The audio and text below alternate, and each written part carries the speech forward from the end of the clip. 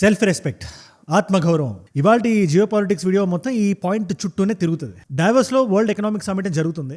అందులో EU president ఆవిడ మాట్లాడిన మాట భారతదేశం గురించి. ప్యారలల్ గా DJT గారు ఒక ఇంటర్వ్యూ లాంటిది ఒకటి ఇచ్చారు. ఇది ఇవాళ ఇచ్చింది కాదు కానీ కాంటెక్స్ట్ మీకు అర్థం కావడానికి 2 1 by 1 నేను ప్లే చేస్తే మీరు ఫస్ట్ నుంచి వినండి జాగ్రత్తగా. ఇవాళ యూరోపియన్ యూనియన్ భారతదేశంతో ఒక హిస్టారిక్ ట్రేడ్ అగ్రిమెంట్ మేము సైన్ చేస్తున్నాం. ఇప్పటి వరకు లేనిది అండ్ ప్రపంచానికి సంబంధించి 1/4 జీడిపిని అలాగే 2 బిలియన్ పాపులేషన్ ఇన్వాల్వ్ అయ్యే ట్రేడ్ డీల్ కాబట్టి ఇది మేము చాలా గట్టిగా పెడదాం అనుకుంటున్నాం అని చెప్పి భారతదేశంతో ఒక డీల్కి రెడీ అవుతుంది.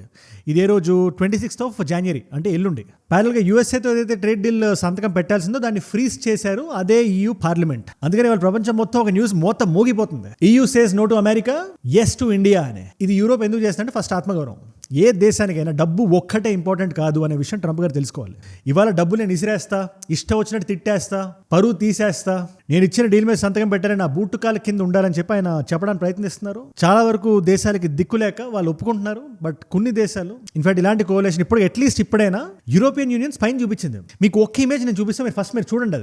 ఇది ట్రూత్ సోషల్లో DJT గారు పెట్టారు. ఆయన కూర్చున్నారు టేబుల్కి ఇటు పక్క అవతల పక్క యూరోపియన్ యూనియన్ లీడర్స్ అందరూ కూర్చున్నారు.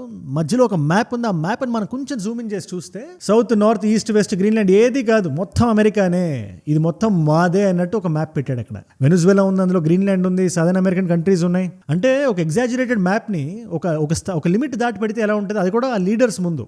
ఏ దేశాల భాగాల్లో కొన్ని భాగాలు EUలో భాగాలే, స్టిల్ పర్లేదు నేను పెట్టేస్తా, ఎవడి ఆత్మగౌరవం ఎక్కడికి వెళ్తే నాకేం పని, నా ఎజెండా నాకు ముఖ్యం, నా మోరల్ కోడ్ నాకు ముఖ్యం అని DJT గారు అనుకుంటున్నారు. కాబట్టి ఈ యూరోపియన్ యూనియన్ కానీ యూరోపియన్ కంట్రీస్ కానీ ఇవాళ వరకు స్పైన్ చూపించలేకపోయినా కూడా లోపల జనాలకి ఒక రకమైన కోపం, ఉక్రోషం ఉంటుంది కదా. ఏదైనా మనం సిచ్యువేషన్ అర్థం చేసుకోవాలంటే ఆ షూస్ లో మనం వెళ్ళి చూడాలి. మనం నౌ ఇమాజిన్ ఇమాన్యుయల్ మ్యాక్రో గారి గురించి మాట్లాడుతూ ఫ్రెంచ్ ప్రెసిడెంట్ అని. ఫ్రాన్స్ కి అమెరికాకి ఇప్పుడు కొంచెం చాలా హీట్ ఉంది. ఇన్ఫాక్ట్ ఇండియన్ ప్రైమ్ మినిస్టర్ కాస్త పక్కన పెట్టి ఇమాన్యుయల్ మ్యాక్రో మీద ఫోకస్ పెట్టారు ఇదే DJT.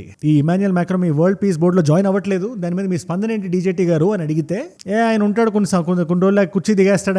ఆయన వస్తే ఎంత రాకపోతే ఎంత అన్నాడు. ఒకసారి మీరే వినండి. Did he say that? Well, nobody wants him because he's going to be out of office very soon. So, that's all right. What I'll do is if they feel like Costo, I'll put a 200% tariff on his wines and champagnes and he'll join. But he doesn't have to. పోనీ అలా చెప్పి ఆగారా? Private messages leak చేశాడు అనేది. చూడండి అది ఎలా మాట్లాడు, ఎలా అడుక్కుంటున్నాడు అని చెప్పి. ఇది డిప్లొమాటిక్ డెకరం కాదు ఇది.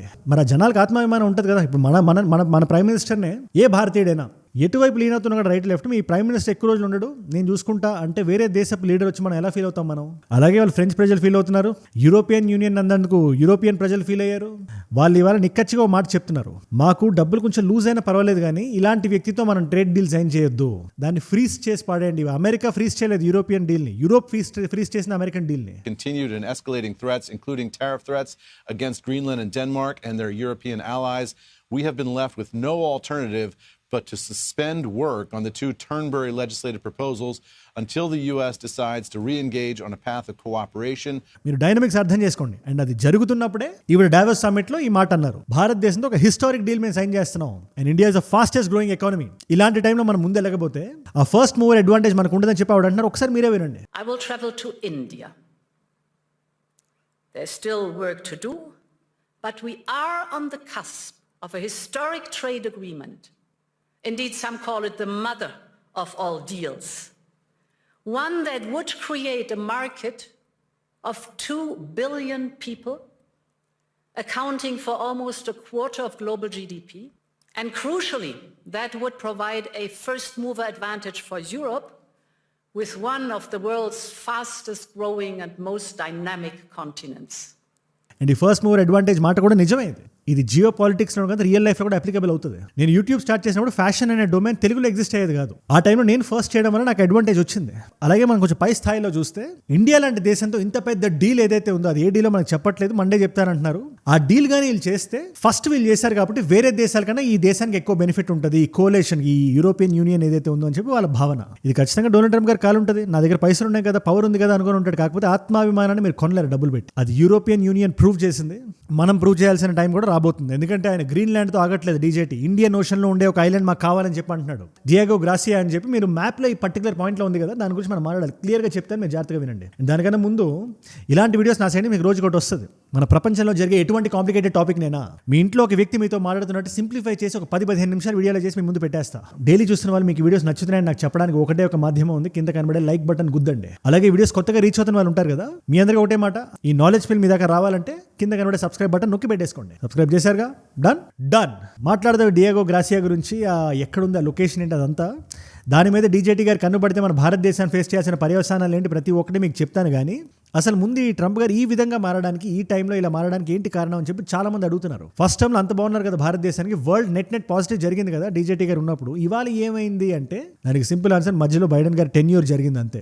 ఆ టైంలో ఏదైతే ఈయన ఫేస్ చేశారో, ఇది నేను చెప్పట్లేదు, ఈయన బయటకు వచ్చి బహిరంగంగా చెప్తున్నారు. ఐ వాజ్ ద హంటెడ్, నన్ను హంట్ చేశారు, నన్ను లోపలేద్దాం అనుకున్నారు, నా ప్రాణాలు తీసేద్దాం అనుకున్నారు, ఇవాళ నేను రివెంజ్ తీసుకోవాల్సిన టైం వచ్చిందని చెప్పి డీజేటీ గారి వాదన. కాకపోతే ఏ ధర్మాన్ని మనం కోపంతో గెలవలేం, మనం Chanakya నీతితోనే గెలవగలుగుతాం. Economy in the history of our country, and the first term was great, but it was corrupted by fake, but the fake news, the fake politicians, everything, Russia, the hoax of the century, all of the different things, and in a way I was the hunted, and now I'm more of the hunter, I must tell you. అర్థమవుతుంది కదా ఏం చెప్తున్నారు, నేను hunt చేస్తా, నేను maximum అమెరికాని ఒక రూలర్లా నేను rule చేస్తా అని చెప్పి అంటున్నాడు ఆయన. ఎనీవేస్ దాంట్లో భాగమే ఈ గ్రీన్లాండ్ కూడా. ఇవాళ గ్రీన్లాండ్ లీడర్, గ్రీన్లాండ్ ప్రెసిడెంట్ అనుకుంటా ఆయన.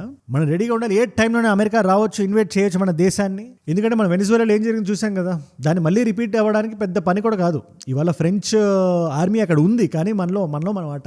నిజంగా అమెరికన్ ఆర్మీ, అమెరికన్ ఫోర్సెస్ కానీ దిగితే ఫ్రాన్స్ తట్టుకోగలుగుతుందా? మరి మీరే చెప్పండి, ఏదైనా మనం కొంచెం ఫ్యాక్ట్స్ మాట్లాడుకోవాలి. సో జరగని పని కదా, డీజేటీ గారు ఫిక్స్ అయితే గ్రీన్లాండ్ ఆయన అవుతుంది. ప్లస్ ఆయన ముందు నుంచి తెగ ఫోర్ షాడోయింగ్ కూడా చేస్తున్నారు. ఆయన చెప్తున్న రీజన్స్ ఆర్ వెరీ సింపుల్. రేపు పొద్దున్న రష్యా కానీ అమెరికా మీద దాడి చేస్తే గ్రీన్లాండ్ మనకు స్ట్రాటజిక్ పొజిషన్లో ఉంది ఎయిర్ డిఫెన్స్ సిస్టమ్లో అవి పెట్టడానికి. ప్లస్ వాళ్ళు ఇక్కడ రష్యా కానీ చైనా కానీ వచ్చి దీన్ని ఆక్రమించుకుంటే ఈ వెస్టర్న్ హెమిస్ఫియర్లో ఆ ఇన్ఫ్లుయెన్స్ మనకు ఉండకూడదు, స్లోగా మొత్తం వాళ్ళు లాగేసుకుంటారు. అండ్ మాండ్రో డాక్ట్రిన్ అనే ఉంటుంది. అమెరికన్ ఫారెన్ పాలసీ ఎప్పుడు మ్యాప్లో ఇది వెస్టర్న్ హెమిస్ఫియర్ ఉంది కదా, అది మొత్తం మాదే అని నమ్ముతుంది. అందులో సౌత్ అమెరికా ఉంటుంది, కొంతవరకు యూరోప్ ఉంటుంది, ఆఫ్రికా ఉంటుంది కొంత భాగం, ఇది మొత్తం మాదే, ఏదో ఒక టైంలో మేము లాగేసుకుంటాం అనుకుంటుంది.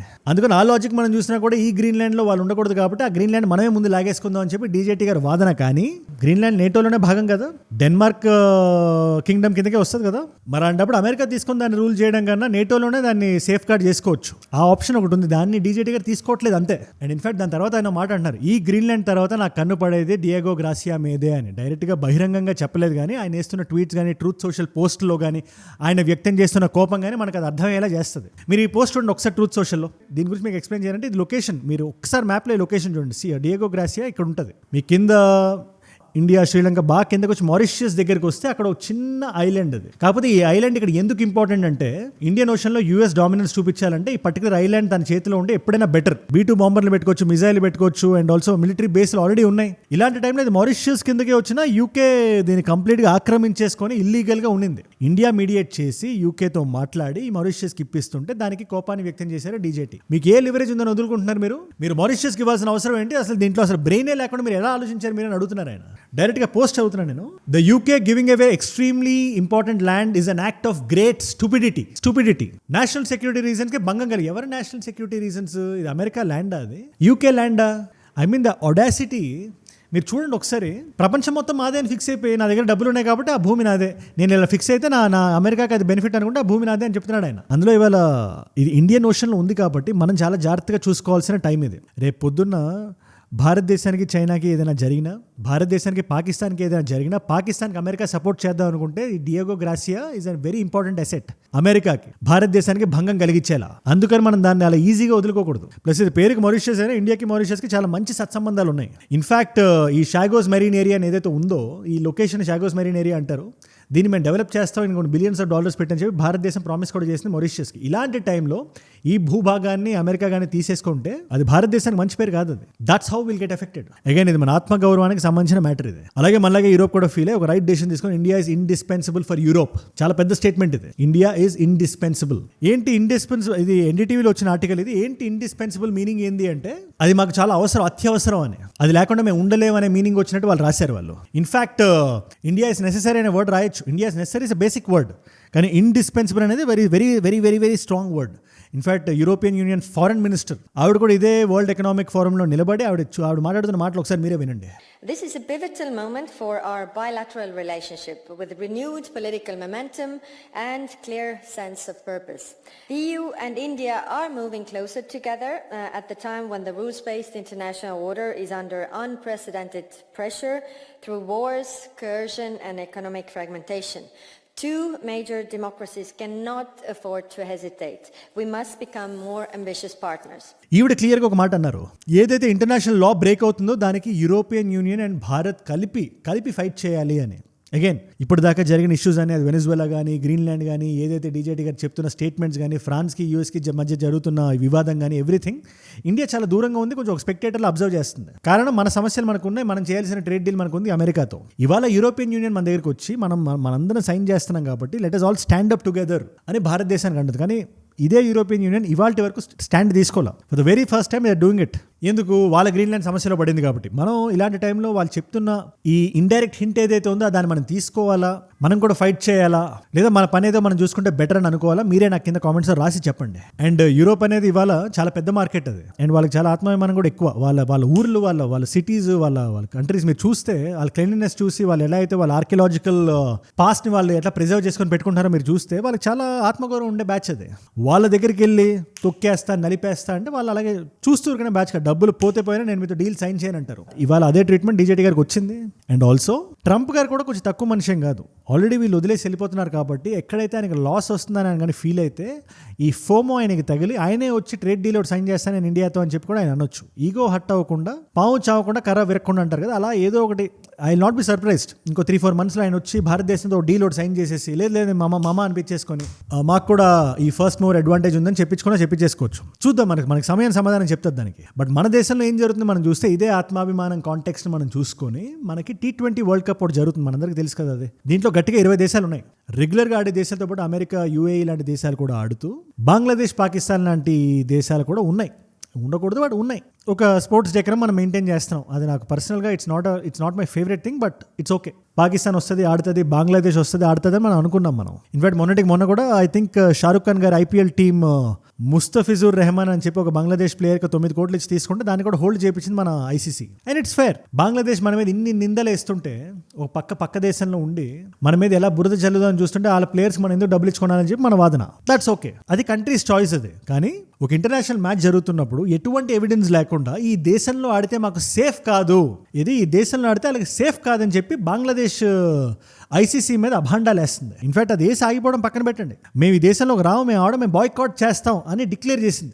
ఇట్లా డిక్లేర్ చేసింది బంగ్లాదేశ్, భారతదేశం మేము రావని చెప్పి. నన్ను అడిగితే ఒకటే మాట అంటే, నేను ఎవరికి గొప్ప, మీరు రాకపోతే ఎవరికి గొప్ప, ఎవరికి నష్టం లేదు, ఒక నయా పైసా ఫరక్ పడదు. ఇదే బంగ్లాదేశ్ని తీసి అక్కడ స్కాట్లాండ్ని పెడితే ఇంకొంచెం బెటర్ వ్యూవర్షిప్ వస్తుందేమో. కానీ వాళ్ళు ఈ పర్టికులర్ స్టేజ్లో ఈ స్టేట్మెంట్ ఇవ్వడం వల్ల ICC డెకరంని వాళ్ళు తగ్గిస్తున్నారు. అది మనం మనసులో పెట్టుకోవాలి. ప్యారల్గా పాకిస్తాన్ కూడా వచ్చి ఇదే గేమ్ ఆడదాన్ని ట్రై చేయొచ్చు. ప్రస్తుతానికి ఈ వీడియో నేను షూట్ చేస్తున్న టైంకి పాకిస్తాన్ ఈ బోర్డులో ఈ టీంలో ఆడుతుంది, T20లో ఆడుతుంది. కానీ మేము కూడా బాయ్కాట్ చేస్తామని చెప్పి PCB అంటే బంగ్లాదేశ్ బోర్డు లాగే వాళ్ళు కూడా బిహేవ్ చేస్తే అప్పుడు ఏమైనా ఫరక్ పడుతుందంటే అప్పుడు కూడా ఫరక్ పడదు. ఒకప్పుడు ఇండియా పాకిస్తాన్కి ఉండే మ్యాచ్కి ఉండే వైబ్ ఇప్పుడు ఉందా? మీరే చెప్పండి. ఎవడైనా చూస్తున్నాడా? ఇండియా ఆస్ట్రేలియా అయితే చూస్తారు, ఇండియా UK అయితే చూస్తారు. అంతకుమించి పెద్దగా అక్కడ ఏం లేదు కాబట్టి వెళ్ళిపోయి. అండ్ ఆల్సో వాళ్ళు కానీ బాయ్కాట్ చేస్తే వాళ్ళంత బుర్ర తక్కువ ఏదో ఇంకోళ్ళు ఉండరు. ఎందుకంటే this is a very prestigious match. ఇదే మ్యాచ్ కానీ UAEలో కానీ లేదా ఫర్ ఎగ్జాంపుల్ సౌత్ ఆఫ్రికాలో కానీ జరిగితే ఇంత హైప్ ఉండదు. ఇవాళ భారతదేశంలో జరుగుతుంది కాబట్టి ఒక హైప్ ఉంది. దానికి తోడు 20 దేశాలు ఆడుతున్నాయి. బ్రాడ్కాస్టింగ్ కానీ అడ్వర్టైజింగ్ కానీ మిలియన్స్ ఆఫ్ డాలర్స్ డబ్బులు కూడుకున్న విషయం ఇది.